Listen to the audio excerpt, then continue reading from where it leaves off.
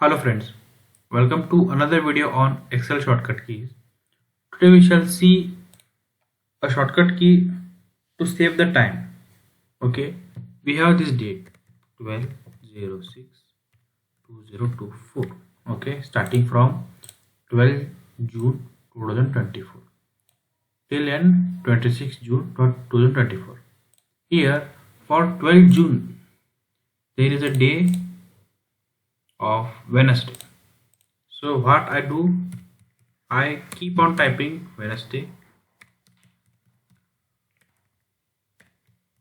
Thursday, Friday, like this. It will take a time.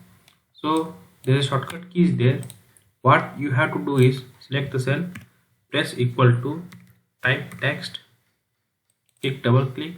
It will ask value. This is the value. Press comma, format text, double inverted comma, press 4 times T, double inverted comma, close the bracket, press enter. Automatically whatever the day was there on 12 June, it was Wednesday, it appears directly. So now you have to drag it to the 26 June 2024. Like this it will automatically come, which saves your time. Thank you.